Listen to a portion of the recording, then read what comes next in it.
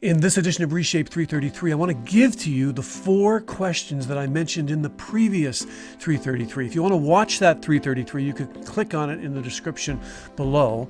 And I can do this one, I think, in far less than 333 seconds.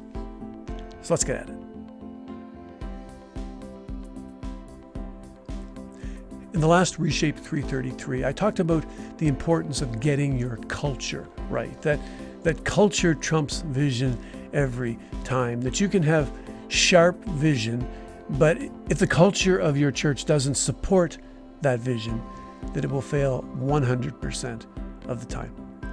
The culture at the church that I led for 20 years was defined by our commitment to becoming a place where kids just love to be.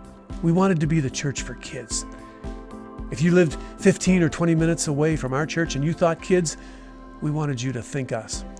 And we identified that focus that would in turn shape our culture by asking 4 questions of our neighbors.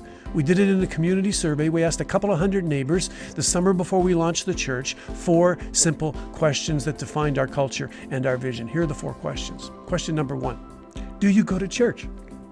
If you answer yes, that's awesome. Can you tell us a little bit about your experience? Where do you go to church and what do you love about your church? That's question number 1. Question number 2, if you don't go to church, if your answer is no, can we ask, how come?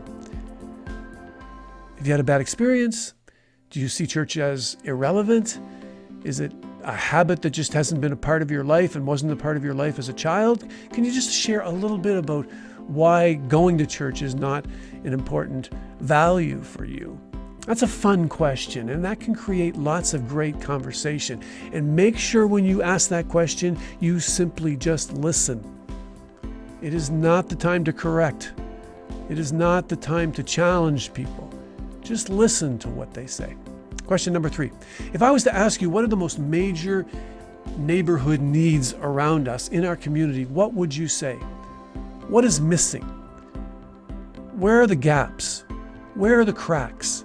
If you were to look at our neighborhood, look at our community and say, here's a need that nobody is addressing, what would you say needs to be addressed? That's the key question. And that's a great question. And that will hopefully create lots of fun discussion. And the answer to that question could, in fact, shape your church's future and shape your church's vision and culture for years and years to come.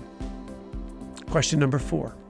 And finally, we'd ask them, if there was a church that was completely committed to meeting those needs, to addressing those cracks and gaps in our community, do you ever think that you might consider popping into a place like that at some point? Those are great questions. They will initiate lots of great conversations, and the answer to those 4 questions could shape your vision and determine the culture of your church for 20 years or 30 years or 40 years. Have fun with the questions. And hey, if this is helpful, I would love it if you would hit the little like button. I would love it if you would subscribe to the channel. And if it's helpful, if the questions might be helpful to someone else, if you would share this video, I would appreciate that. And it might be helpful to someone else that might watch. Thanks, everyone. Have a great day.